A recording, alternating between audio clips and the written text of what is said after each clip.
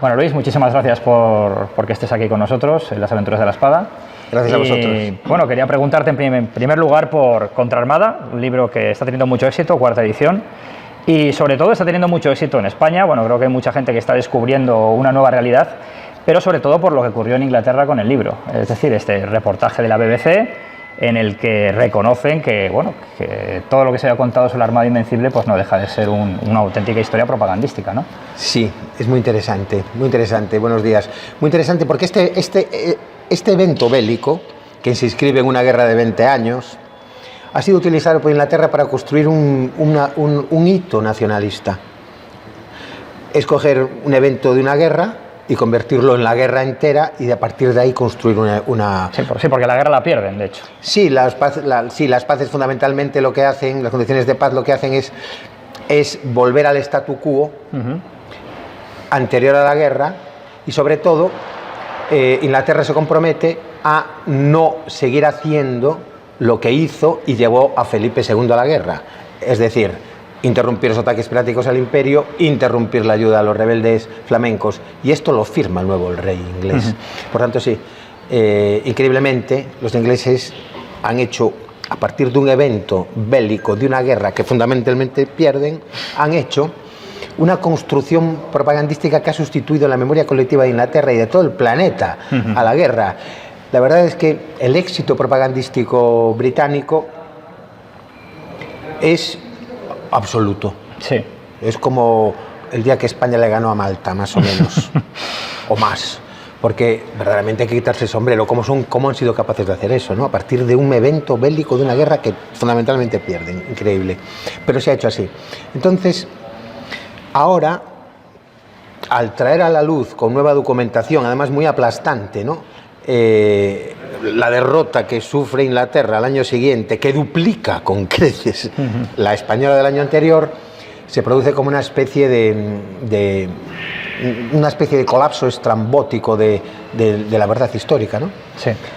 Que esto es lo que está pasando. Cuando presento este libro, tuve la suerte de que me apoyase el Ministerio de Defensa, que me apoyase el Instituto de Historia y Cultura Naval. Al final el libro salió. Digo que estos apoyos fueron muy importantes porque el libro, al decir unas cosas que van tan en contra de las corrientes dominantes de la historia, pues sí que le hacía falta un apoyo institucional desde el primer momento. Lo tuvo. Le propuse más tarde el libro a Bloomsbury, una editorial londinense, y bueno, me hicieron pasar muchísimas cribas, ni te imaginas, mucha cosa. Tuve que hacer un resumen exhaustivo de cada uno de los capítulos y enviárselo, contestar a muchas preguntas. Ellos también buscaron la opinión de especialistas, de grandes especialistas, y al final llegaron a la conclusión de que era inevitable publicarlo porque lo que contaba el libro, de lo que contaba el libro no se era consciente en Inglaterra, no sabían nada, no sabían esa parte de su propia historia. Sí, no lo conocían. Pero no los conocía nadie. Entonces, sí, también es cierto que el libro maneja documentos inéditos, tampoco en España se conocía hasta ese punto. Entonces se ven obligados a publicarlo, y una vez publicado en inglés, pasas la barrera idiomática inglesa, entras ya en el círculo cerrado, fuerte de la historiografía anglófona. Sí. Y claro, ha entrado como un cuchillo caliente en mantequilla. Pero vamos, increíble, porque en realidad la estupefacción de los especialistas ha sido mayúscula. ¿Sí? No lo sabían. Sí, claro. Que hubo un tiempo en que se ocultó, pero a día de hoy los profes de historia británicos no ocultan nada, no lo saben.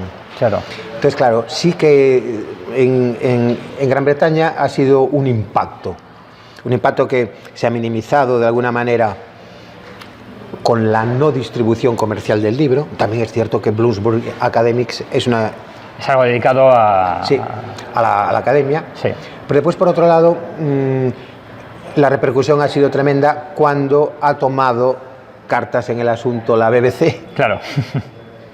La BBC, que se presenta en La Coruña, me hace una entrevista. Es una serie documental de Boothie Worsley muy importante, ha tenido una repercusión tremenda en el mundo anglófono, primero en Gran Bretaña, Estados Unidos. Lógicamente. Y entonces, en este sentido, sí que se están abriendo a una nueva historia.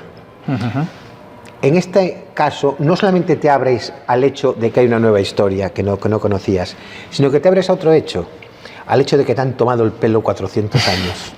Es mucho tiempo. Y además eso abre la gran sospecha de hasta dónde llega la tomadura de pelo y en qué sectores me lo han tomado. ¿Y no ha habido, Luis, alguna reacción, como ocurre muchas veces? Sabes que a veces cuando sale un libro polémico con algo sobre la historia, enseguida salen libros de respuesta, ¿no? Como tratando de desmitificar, o sea, tratando de llevar la contraria. Sí. ¿Ha habido algo en ese sentido en Inglaterra? No ha habido tiempo. No ha habido tiempo. Estoy seguro que en este momento están trabajando especialistas en este tema, seguro. Claro, para intentar, por lo menos, contrarrestar un poco, ¿no? Aunque no sea... Y es seguro que va a haber un movimiento historiográfico británico y anglófono muy fuerte, porque este tema es como una bofetada a la verdad histórica muy grande, entonces tienen que digerirlo y a su vez crear un nuevo discurso. Sí, esto está ocurriendo. El asunto es tan gordo que no hacer un libro sobre la contraarmada no les va a costar. Claro, bueno, igual hacer una película, porque ya sabes que al final ahora, para llegar a la gente, pues lo que te hacen es hacer películas que llegan a la gran mayoría de la población, y aunque la gente, los académicos sepan que lo que dice lo que sale en la película es una estupidez, pues es lo que crea la gente al final, ¿no? Lo que queda en el imaginario popular es lo que la gente desgraciadamente ve. El caso de la película sobre Isabel de Inglaterra, por ejemplo. Exacto. Pues lo que harán los británicos, seguramente, porque son muy listos, eficientes, inteligentes y además patriotas, pues lo que harán será así, englobarlo en un relato distinto y pueden hacer documentales, películas. Piensa que el primer documental en el que se habla de la contraarmada es en inglés. Es en inglés y había publicado el libro en el 2011 en España y en el 2018 en inglés. En inglés, pero el primer documental es inglés. Sí. Quiero decir, siempre por delante, ¿no? En ese sentido hay que quitarse el sombrero porque lo saben hacer mucho mejor que nosotros. Sí. Nosotros estamos muy aturdidos y estamos ensimismados. Nosotros estamos ensoñados. España lleva ya bastante tiempo en un estado cercano a, no sé cómo, en fin, en un estado muy autista que no es capaz de reconocer muchas cosas. Sí. Pero bueno, está claro que también hay un movimiento revisionista. Bueno, todo este constructo europeo que ocultó la historia de España hasta hacerla desaparecer, todo este constructo llamado leyenda negra, que es tan estrambótico que los mayores méritos españoles los convirtió por el arte de Birlibirloque en los mayores de méritos. Por ejemplo, el mayor mérito no solo de España, sino seguramente quizá de la historia de la humanidad, es la defensa a ultranza de las personas que vivían en los terrenos que fueron conquistados por España. Esto no había ocurrido nunca, ni volvió a ocurrir. Pues eso, que es nuestro mayor mérito, gracias a la leyenda negra, se convierte en nuestro mayor demérito, y los españoles somos genocidas. Es fascinante. Es como si decir que Francia está muy bien, pero el problema que tienen los franceses es que no saben hacer vino. Es como si dijeses que Italia es un país precioso, pero el problema de Italia es que no hubo renacimiento. Sí. Vale. Todo esto hemos llegado, debido a los avatares históricos e historiográficos, a un momento delicioso para desmontar la historia. ¿Qué es lo que está ocurriendo? Hay un ejército de especialistas que están ahora desmontando esta historia distorsionada que ha sido tan absolutamente imprescindible para la construcción de la Europa del Norte y sus identidades. Sí, no, es fundamental, ¿no? Es fundamental. Sí. Si le quitas a los malvados oficiales, cuando desaparezcan los malvados oficiales se conviertan en, al revés, los únicos que defendieron al otro, entonces verdaderamente pues los países del norte de Europa tendrán que ir al psicólogo. Sí. Sin duda alguna. Sí, bueno, pero es verdad que es una construcción además totalmente popularizada. Siempre uno recuerda este sketch de los Monty Python, ¿no? El de nadie espera a la Inquisición española, ¿no? Cuando realmente la Inquisición más peligrosa era la que había los países protestantes, o la que ejercieron precisamente en Inglaterra los anglicanos para perseguir al catolicismo, ¿no? Fue tremendo. Que es terrorífica. Fue tremendo. El día que se profundice en lo que fue la Inquisición, ya se está haciendo, nos vamos a dar cuenta de que impidió la muerte de probablemente docenas o cientos de miles de personas. Sí. Sí, volviendo al libro, en Contraarmada, quería preguntarte, quizá los británicos, los ingleses, se confundieron, es decir, después de lo que sucede con la Invencible, ellos tienen un plan muy ambicioso realmente, quizás se bebieron demasiado su propia propaganda, se llegaron a creer demasiado eso para lanzar un plan, es decir, es que prácticamente dieron por hecho que habían dado un golpe de muerte al Imperio Español, lo cual evidentemente se demostró que no era así, pero cuando uno ve el plan, cuando uno lee el libro, ve el ataque, bueno, primero sobre Coruña, el ataque posteriormente sobre Lisboa, y que el plan no acababa ahí, realmente se creyeron su propia propaganda, pecaron de soberbia los ingleses en este caso. Yo creo que lo hicieron bien. Yo creo que el abortar la operación anfibia de 1588, no podían hacerlo de otra manera, lo hicieron bien, le salió bien, se abortó la operación anfibia, algunos barcos de transporte naufragaron, unos cuantos, y la España sufrió unas pérdidas tremendas y sobre todo fue un golpe a la reputación, porque la primera potencia mundial ataca a un país secundario y sin embargo consigue sobrevivir este país. Eso fue, yo creo que en el sentido los británicos hicieron lo que tenían que hacer, no podían hacerlo de otra manera, perdón, los británicos no, los ingleses, y el ataque del año siguiente también lo hicieron bien, lo intentaron hacer bien, mejor dicho, pero después el ataque salió muy mal por las carencias extraordinarias que tenía Inglaterra y su marina en el siglo XVI. Isabel quiere lanzar este ataque masivo porque sabe que Felipe II durante unos meses está huérfano de galeones en el Atlántico. Si lanza este ataque y acaba con los galeones en reparación, en revitallamiento, pues verdaderamente hubiese dejado a España huérfana de presencia en el Atlántico y hubiese penetrado en Brasil, en Brasil y en el mundo y en la América española. El asunto es que como Isabel no tenía una Royal Navy que pudiese enfrentarse a España, pues lo que hace es lo que llevaba haciendo 20 años. Pues fleta una gigantesca armada pirática con unos objetivos estratégicos mucho mayores que cualquier una anterior. Pero la flota, digo mal, no la fleta Isabel, Isabel encarga el flete a Drake y a Norris, y estos a su vez consiguen pues una flota que al final 180 barcos, 27.667 hombres, más grande que la Armada Invencible, pero es una flota de armadores privados menos 6 barcos de la Reina. Por lo tanto, ¿cuál es el asunto? Está muy bien, porque así los gastos de Isabel han sido pocos, pero claro, cuando los armadores privados le dicen a Drake y a Norris, oiga, yo no voy a ir a Santander a jugarme la piel para atacar unos galeones a punto de acabar su reparación y en un puerto donde nos están esperando. No voy. No voy porque he invertido este dinero y quiero recuperarlo. Yo lo que quiero es ir a saquear la rica Lisboa. Lisboa en ese momento es probablemente la ciudad más rica de Europa, una de las más ricas de Europa, una de las más grandes de Europa y la capital de un imperio que multiplica la propia extensión de Europa. Que entender que en el siglo XVI es un siglo ibérico. Entonces los ingleses se van a por Lisboa, no pueden desobedecer tan flagrantemente las órdenes de la Reina, porque la Reina fleta la contraarmada para destruir los barcos españoles en reparación. Sí.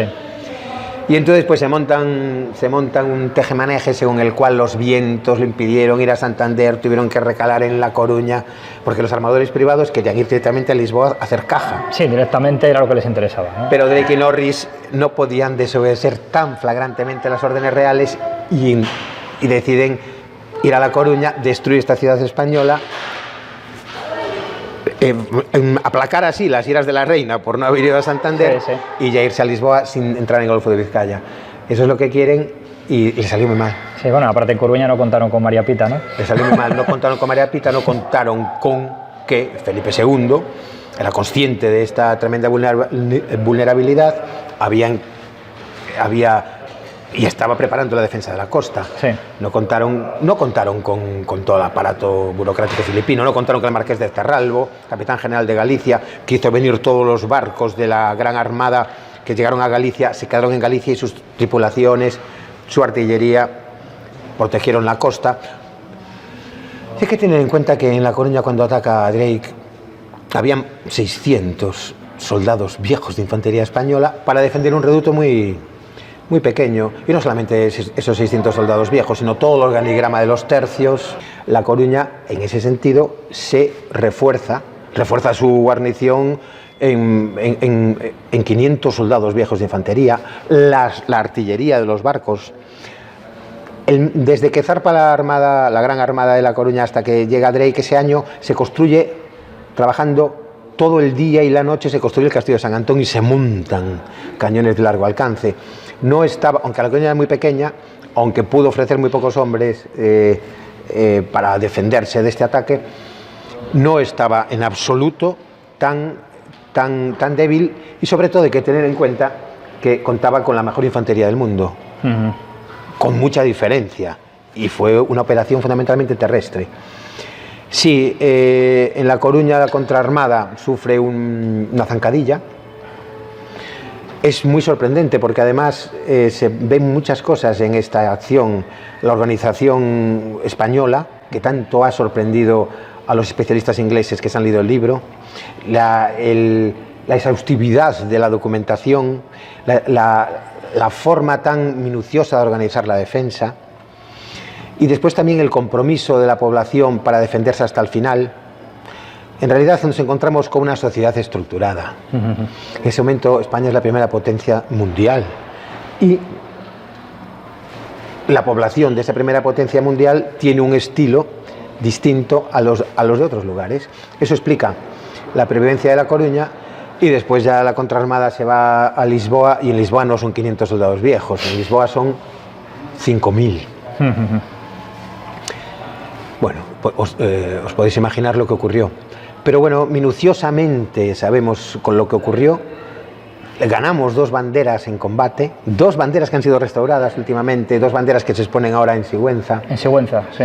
Increíble, ¿no? Los ingleses no tienen ninguna bandera, como van a tener ninguna bandera de la Gran Armada. Nosotros sí que tenemos 2 banderas ganadas en combate de la contraarmada. Y al final esto se ha puesto en valor de un modo inevitable, porque en realidad la catástrofe a que se aboca Inglaterra duplica la catástrofe de la Gran Armada. Inglaterra pasa a la defensiva. Felipe II vuelve a chocar varias veces más contra el Canal de la Mancha, que es el mayor.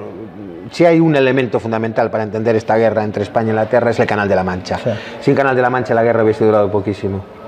Pero el Canal de la Mancha y la técnica naval del siglo XVI, y también la pelea inglesa por impedir el desembarco, pues hace que la guerra tenga este estado, que la guerra haya sido como ha sido. Pero bueno, en resumidas cuentas, en Inglaterra no han podido obviar el libro, se ha publicado, ha tenido una enorme repercusión. Es verdad que la BBC ha venido a Coruña y ha contado esta cosa, incluso The Times se ha hecho eco de esta nueva versión de crítica de contraarmada, porque es un hecho muy importante para la historia inglesa. Además de la BBC, creo que fue The Times también que te entrevistó, quizás.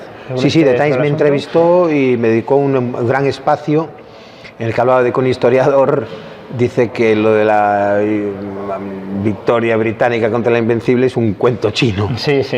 Y se han hecho eco. Algo está cambiando, todo tiene una fecha de caducidad, y ahora le ha llegado a la imagen distorsionada de la historia de España. Creo que se está derrumbando. El asunto es que este derrumbamiento tiene muchas implicaciones. Si quitas la imagen distorsionada de la historia de España, claro, le haces un daño tremendo a la imagen distorsionada de la historia del resto de Europa. Sí. Bueno, y no solamente eso, tengamos en cuenta también que muchos de nuestros separatismos locales también se alimentan de esa leyenda negra, es decir, todo lo que utilizan, que utilizan esa historia negra de España para decir, ves, no queremos formar parte de esta nación porque es lo peor, ¿no? Entonces eso tiene muchas implicaciones en todos los aspectos. Sí. El arma propagandística es letal. Es letal porque si tú introyectas en la conciencia de un pueblo que fueron malos, y se lo creen los profesores de historia de ese pueblo, y los profesores de historia en los colegios de ese pueblo le cuentan a los niños que España fue mala, que ellos fueron malos, que es lo que están haciendo los profesores de historia, a su vez arrastrados por el tsunami propagandístico. Sí.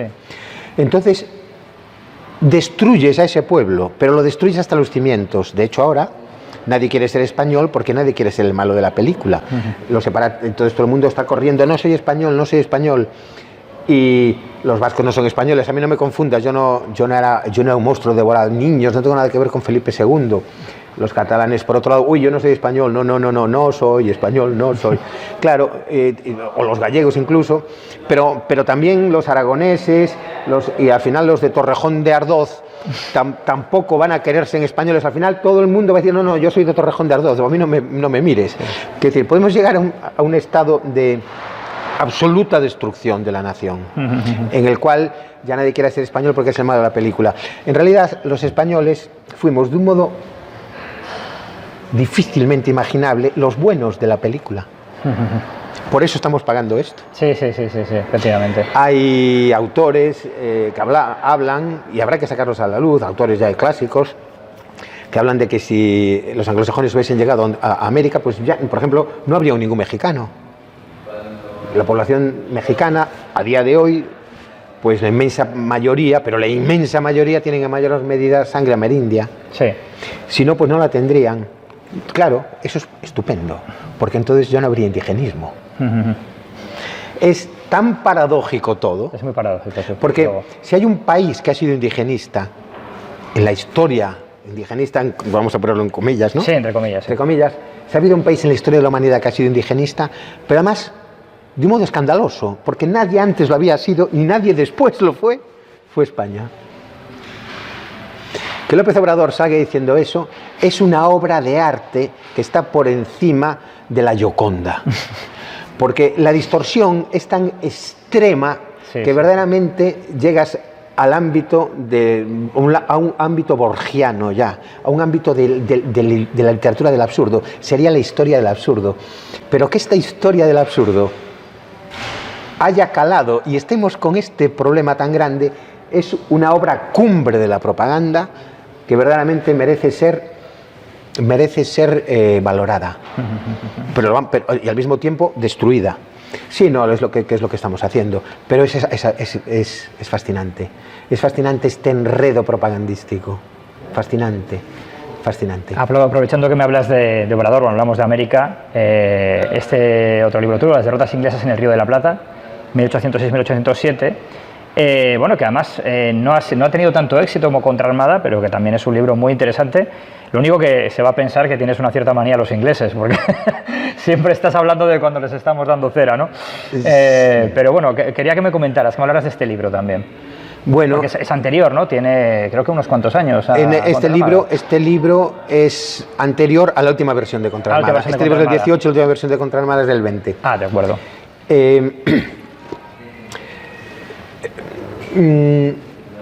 La distorsión de la que estamos hablando es extraordinariamente importante hoy.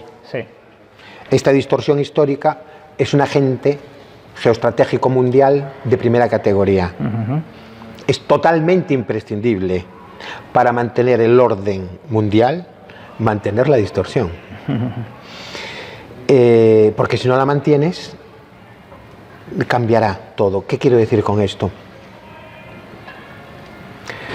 El episodio de 1806-1807 también ha sido ocultado. El episodio de 1806-1807, ¿qué significa? Significa que después de Trafalgar, Gran Bretaña decide la conquista de América Española.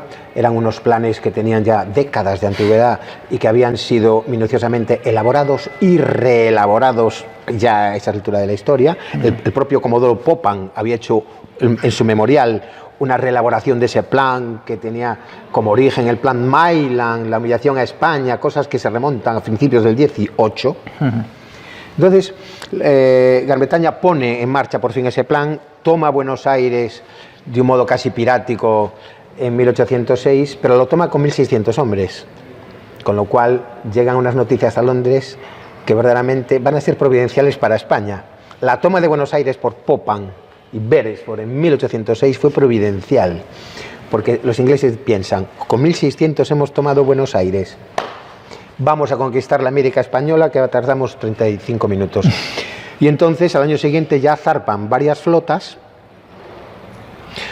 para tomar distintos puntos: Montevideo, Buenos Aires y Santiago de Chile.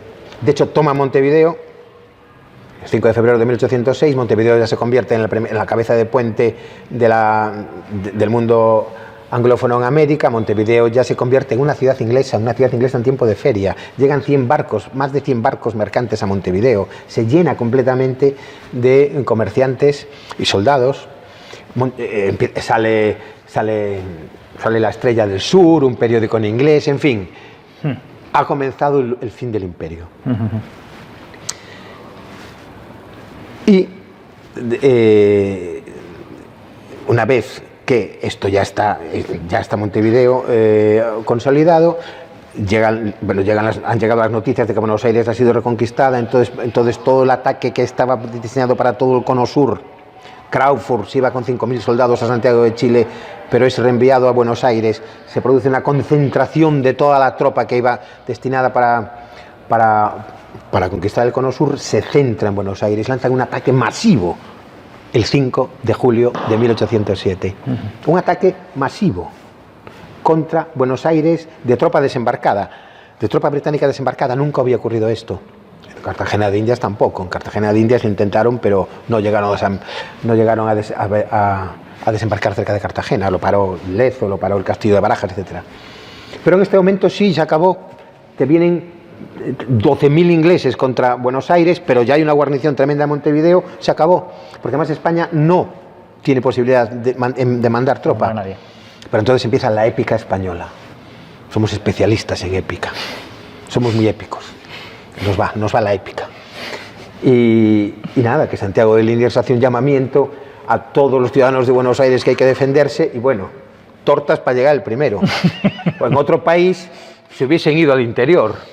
Si esto lo dices en España, tortas para llegar el primero. Y efectivamente se alistó toda la población de Buenos Aires. Fuente Ovejuna, ¿no? Sí, pero es que además aquí fue muy listo Liniers, los fue llamando por lugares de origen. Ajá. Entonces hace eso el regimiento de gallegos, y el regimiento de gallegos tiene que ser más guapo que el de andaluces. Cuidado con el de los cántabros, cuidado con el de los catalanes. Entonces hay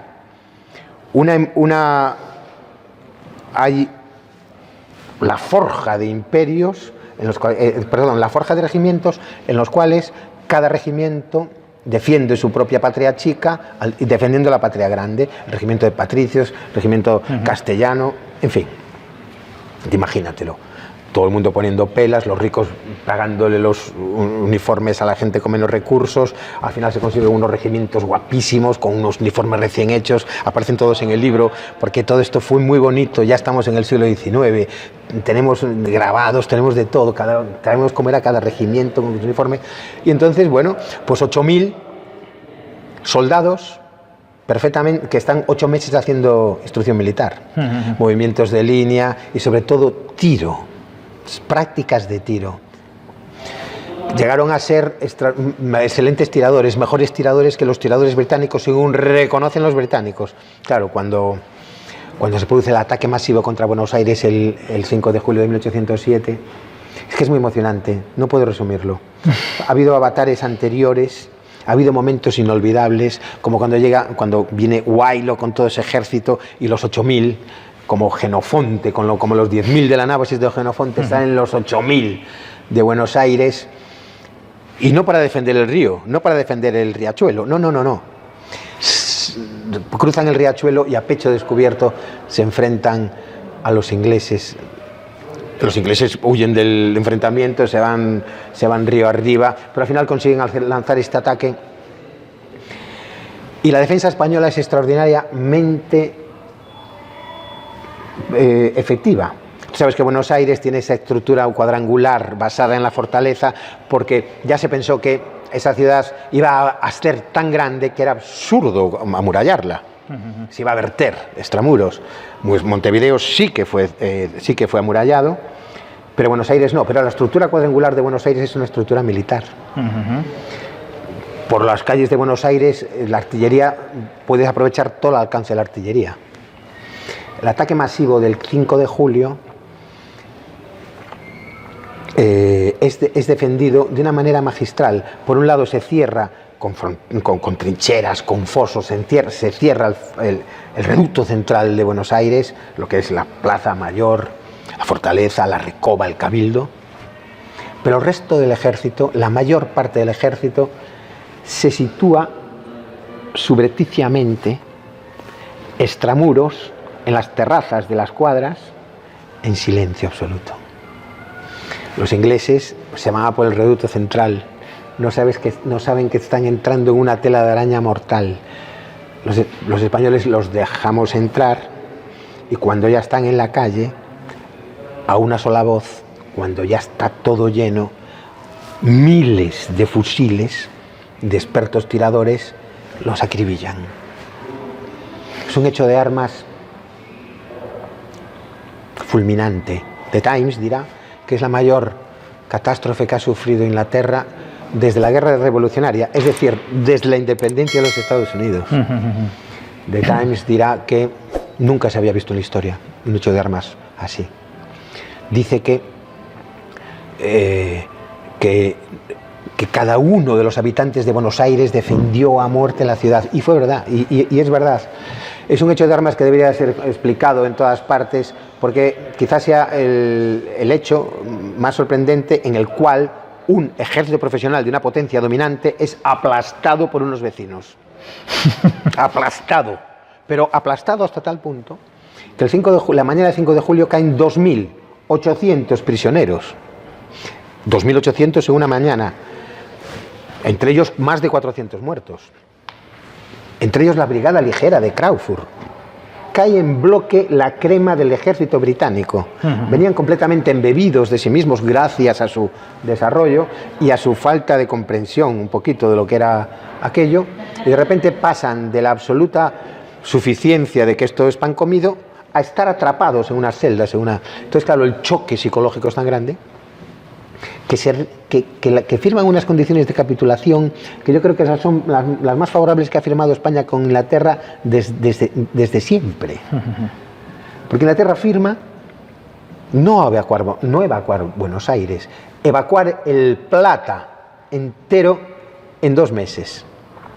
Y en 2 meses y un día, 30.000 británicos, más de 100 barcos más de 100 barcos mercantes, más de 90 transportes de guerra, más de 30 barcos de guerra, más de 30.000 personas tienen que irse de un Montevideo que ya era británico. E increíblemente se salva el Plata, la cuenca del Plata, el Pacífico sudamericano, en fin, se salva el imperio hasta hoy. Hasta hoy no quedaría ni rastro del español. Y aparte piensa que en aquel momento, aunque Buenos Aires había crecido muchísimo, porque gracias a la creación del Virreinato de la Plata y las medidas de potenciación precisamente de Buenos Aires, precisamente para hacer lo que hizo, pues había multiplicado por 4 su población en la última mitad del siglo. Pero aún así tenía 42.000 habitantes. Aquellos 30.000 británicos, si al final toman Buenos Aires, hubiese sido un efecto llamada y hubiesen venido pues cientos, miles de barcos, si hubiese acabado el imperio. Pero no, increíblemente no se acabó. Aquellos planes de milicias que siempre quisieron hacer los gobernantes españoles, pues se multiplicaron de una manera increíble, porque ni un buen plan de milicias hubiese podido prever esa efectividad y esa defensa de Buenos Aires. Nos habla mucho del ser español tan épico, pero después, una vez que se produce la derrota inglesa y Inglaterra pasa al plan B de independizar los territorios para fragmentarlos y penetrar, y para eso pues empieza a buscar grandes militares españoles en la guerra de la independencia. Beresford va en busca de San Martín, es uno de los encargados de fichar a grandes militares españoles susceptibles de ser engañados con las ideas de libertad, las ideas que estaban en ese momento siendo vigentes y son absolutamente valiosas, ¿no? Entonces fueron engañados como chinos Y consiguieron los ingleses una victoria más grande, o tan grande, después, como la que habíamos conseguido nosotros en 1807. La victoria inglesa de 1812 a 1820 o 24 es la más grande que jamás tuvo Inglaterra sobre España, a través de agentes españoles preparados en Londres, San Martín, Simón Bolívar, Alvear, otros, consiguen seducir a la población, consiguen hacer lo que hicieron, evidentemente con el apoyo de la flota inglesa y con apoyo inglés. No hay que olvidar que Lima fue tomada fundamentalmente por ingleses y holandeses. Sí, pero además hubo también un saqueo importante cuando los británicos estuvieron ayudando a la independencia de Hispanoamérica. El saqueo más importante de la historia de la humanidad. Se llevaron todo el líquido circulante. En Buenos Aires tenían que hacer pagarés. Se llevaron el líquido circulante. Sí. Lo que hizo Bolívar y Croquet en Lima es increíble. Llenaron con 3 barcos de guerra todos los caudales de Lima. Y Simón Bolívar lo hizo para proteger esos caudales de los realistas españoles. Simón Bolívar, el agente inglés. Indescriptible el tamaño de la victoria inglesa. Y esta victoria inglesa sigue estando vigente hoy. Es una victoria propagandística de alcance indescriptible.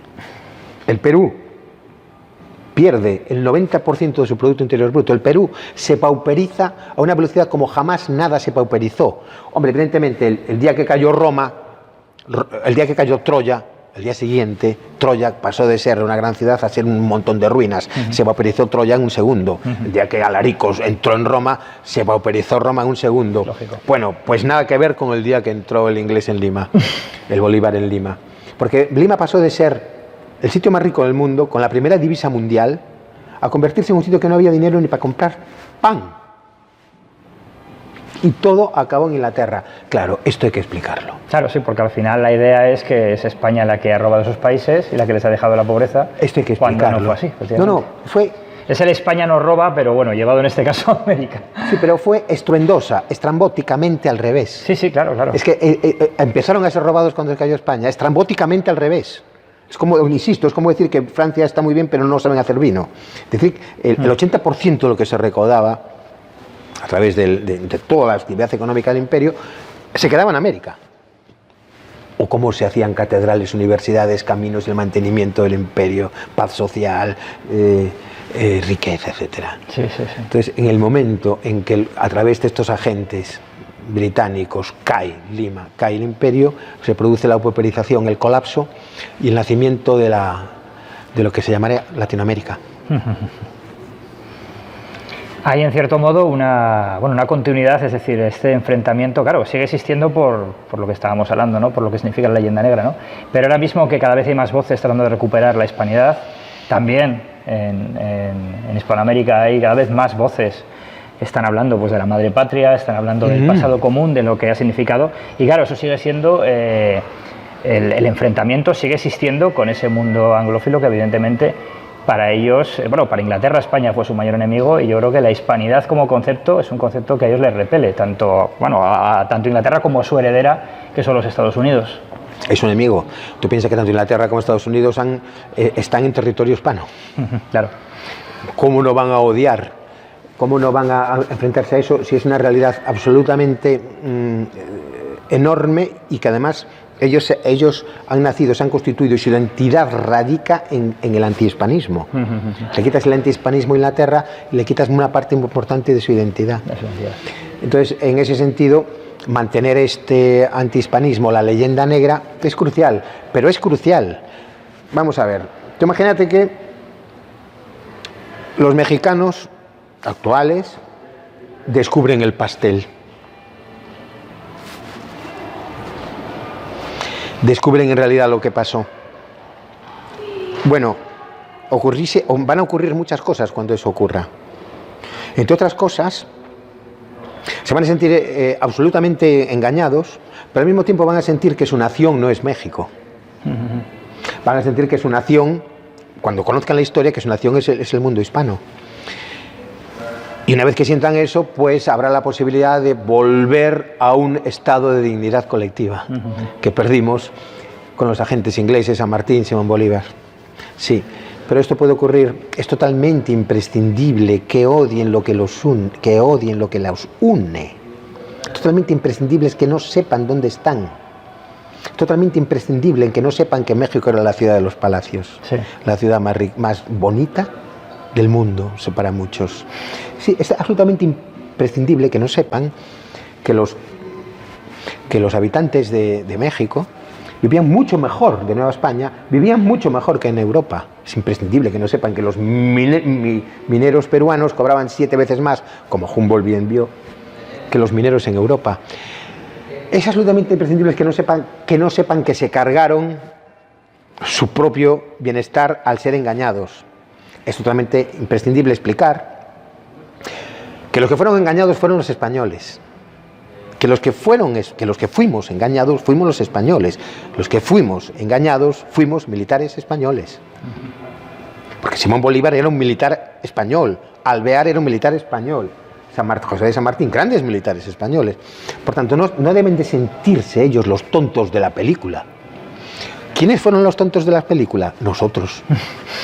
A través de la masonería se impregnó de unos ideales, impregnaron a estos militares de unos ideales maravillosos, pero los impregnaron con un barniz para después convertirlos en otra cosa. Ellos no se dieron cuenta de lo que hacían. Pero en realidad a quien tiene que quedársele cara de tonta es a España, claro, no a ellos. Ellos son los damnificados y nosotros los tontos. Pero por otro lado, hablar de tontería en la historia es hablar por hablar, porque todo responde a unas circunstancias históricas muy precisas.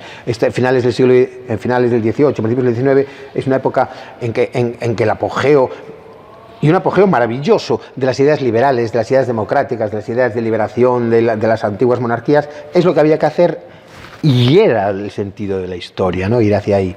El asunto es que no se dieron cuenta de qué es lo que tenían enfrente y de cómo fueron prostituidas horriblemente esas ideas para un nuevo tipo de esclavitud, sí, que es la esclavitud en la cual está sumida hoy Latinoamérica.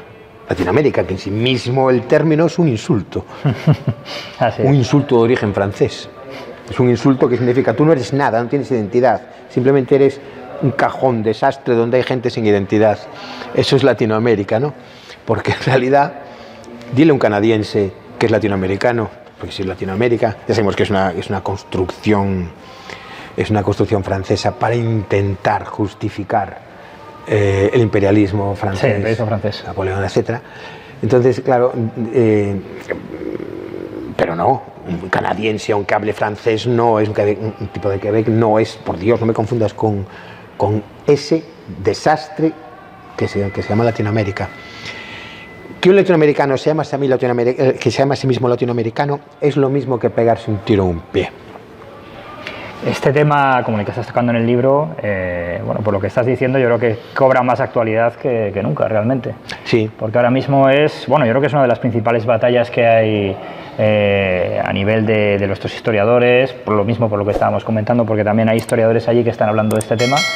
Y bueno, creo que la verdad es que es muy interesante que conozcamos lo que sucedió en estos casos, igual que hay que conocer todos esos saqueos y toda esa perversión de unos ideales que les han llevado, como bien dices, a la esclavitud. Sí, yo creo que esta, del 5 de julio de 1807, es la última de las grandes victorias españolas en el mundo. La última. Pero tiene un alcance extraordinario, porque fíjate bien, salieron absolutamente escaldados, pero al volver se vinieron arriba y prepararon la tercera gran expedición. Wellington, ya con todo, vamos a volver, no vamos a caer en los errores de Whitelock, pero vamos a conquistar Buenos Aires. Y probablemente lo hubiesen conseguido porque lo hubiesen hecho de una manera totalmente distinta. Pero cuando estaba ya la super expedición preparada para zarpar, para la conquista definitiva de la América Española, hubo un señor en Móstoles que cambió la historia. Un señor en Móstoles que de repente dice pero no, le decalo la guerra a Napoleón. Sí, sí, sí. Eso genera un efecto dominó que va a hacer que esa flota que estaba destinada a América se venga a España, porque los españoles somos los únicos que nos hemos enfrentado contra el francés, que en ese momento tenía un poder extraordinario. Entonces el alcalde de Móstoles, sin saberlo, no solo salva a España, salva a América, salva a América. No en el sentido de poder impedir que se conviertan en esclavos debido a los agentes Simón San Martín y Bolívar, o sea, perdón, pero sí en el sentido de seguir existiendo. Curioso. Lo otro hubiese sido la desaparición. Bueno, Luis, muchísimas gracias, creo que es muy interesante. Bueno, los dos libros creo que son magníficos y bueno, muchas gracias por haber compartido todo esto que nos has contado aquí, que creo que es fundamental. Y creo que tu trabajo en ese sentido es magnífico, realmente. Estoy muy contento de que estés aquí con nosotros en las Aventuras de la Espada. Estoy muy orgulloso de estar aquí con vosotros porque sé quiénes sois y lo que estáis haciendo y aquí estamos para lo que queráis. Muchas gracias. Para batirnos, si hace falta. Para batirnos, si hace falta. Bueno, muchas gracias amigos y buenas noches y hasta la próxima semana en las Aventuras de la Espada.